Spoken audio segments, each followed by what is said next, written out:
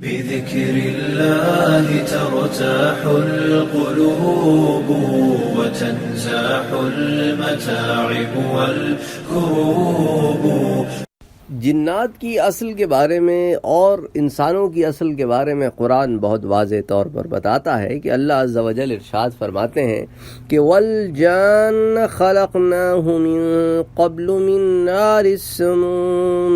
سورہ الحجر میں اللہ عز و جل فرماتے ہیں اور ہم حضرت آدم کی پیدائش سے پہلے ہم نے جنوں کو آگ سے پیدا کیا، اور ہم نے جنوں کو جس آگ سے پیدا کیا جو غایت لطافت کی وجہ سے ایک گرم ہوا تھی، نار السموم تھی.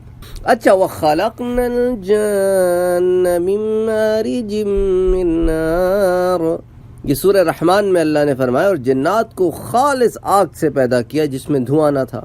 اور ابلیس سے حکایت کرتے ہوئے اللہ نے ارشاد فرمایا، اللہ تعالیٰ حکایت فرماتے ہیں ابلیس والی تو اس نے کیا کہا کہ جب اس نے آدم کا انکار کیا کہ اللہ تعالیٰ نے کہا نا کہ تم نے اس کو سجدہ کیوں نہ کیا جبکہ میں نے تمہیں حکم دیا تھا، اذ امرتک، تو اس نے کیا کہا، خلقتنی من نار وخلقتہ من طین، آپ نے مجھے تو آگ سے پیدا کیا اور اس کو آپ نے آگ سے پیدا نہیں کیا، اس کو تو آپ نے طین سے پیدا کیا، گارے سے پیدا کیا.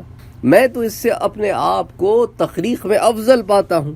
تو آگ جو ہے وہ جنات کا اصل ہے، جیسے ہمارا اصل جو ہے خاک ہے، ان کا اصل آگ ہے. اب ہمارا اصل خاک ہے لیکن ہم خاک تو نہیں ہیں. اصل ان کا آگ ہے، وہ آگ خود نہیں ہے، ان کا اصل آگ ہے. تو اللہ تعالیٰ نے ان کو آگ سے پیدا فرمایا جیسے ہمیں خاک سے پیدا فرمایا.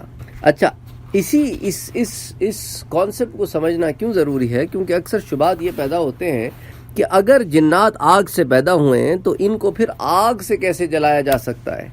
آگ کو آگ کیسے جلاتی؟ اب اس کے اندر دو چیزیں، علماء کہتے ہیں کہ جنات کو جو سزا ملے گی جہنم میں، اب جہنم میں ساری سزائیں آگ کی نہیں ہیں، کچھ ٹھنڈ کی بھی ہیں، زمہریرہ کی سزائیں بھی ہیں، کیونکہ جنات آگ سے پیدا ہوئے تو انہیں ٹھنڈ سے سزا دی جائے گی. ایک تو یہ ہے، اور دوسری یہ بات کہ جنات کی اصل آگ ہے، یہ نہیں ہے کہ وہ آگ ہی آگ ہیں. تو اللہ عز و جل نے ان کی اصل میں آگ رکھا ہے، اسی لیے ان کو جب آگ لگائی جاتی ہے تو ان کو تکلیف ہوتی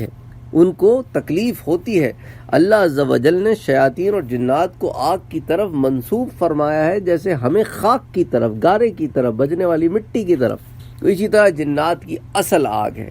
اس کی دلیل حضور صلی اللہ علیہ وآلہ وسلم کا ارشاد گرامی ہے جو مسند امام احمد میں بھی ہے، اور دلائل النبوہ الامام البیہقی میں بھی ہے، اور پھر اور کتب حدیث میں بھی اس کی اسناد آتی ہیں، فتح الباری میں، اور پھر اس کے علاوہ جو ہے شرح امام مسلم میں، پھر سنن الکبریٰ وغیرہ میں، در المنصور میں، کئی کتب میں آتی ہے کہ شیطان نے نماز میں میرا مقابلہ کیا تو میں نے اس کا گلا گھونٹ دیا اور میں نے اس کے لعاب کی ٹھنڈک کو اپنے ہاتھ پر محسوس کی.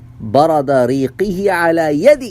تو اب اگر وہ کل آگ ہے تو آگ میں ٹھنڈک کیسی؟ سوال پیدا ہوتا ہے نا. اب آگ ہے، اگر وہ خود آگ ہی آگ ہے تو آگ میں ٹھنڈک کیسی؟ اور پھر وہ آگ ہی آگ ہے تو آگ کو اب خاک پکڑے کیسے؟ اچھا، پھر اگر وہ آگ ہے تو آگ میں لعاب یعنی لکوڈ کا کام کیا ہے؟ اس کو تو ایویپوریٹ ہو جانا چاہیے.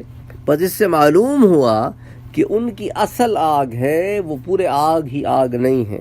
اچھا، حضور صلی اللہ علیہ وآلہ وسلم نے بھی ان کو اس پانی کے ساتھ تشبیہ دی ہے جو کنواں کھودنے کے وقت نکلتا ہے، اور اگر وہ ایسی اشکال پر نہ ہوتے جو آگ نہیں تو ان کی صورتوں کا ذکر اور شعلوں اور چنگاریوں کے نہ ہونے کا ذکر کیوں فرماتے؟ اچھا، قاضی ابو بکر فرماتے ہیں کہ جنات کے آگ سے پیدا ہونے کی وجہ سے ہم ان میں غور و فکر نہیں کرتے، اور ان کو ہم یہی سمجھتے رہتے ہیں کہ یہ کلیتاً آگ ہیں اور آگ ہی آگ ہیں. اصل میں ان میں بعض صفات ایسی ہیں جو ناری صفات ہیں، جیسے ہمارے اندر صفات ایسی ہیں جو خاکی صفات ہیں، لیکن ان کی بھی شکل ہوتی ہے اور حیت ہوتی ہے اور صورتیں ہوتی ہیں. تو اب جو اگلا درس ہے اس میں ہم جنات کی شکلوں پہ بات کریں گے. بذكر الله ترتاح القلوب وتنزاح المتاعب والكروب.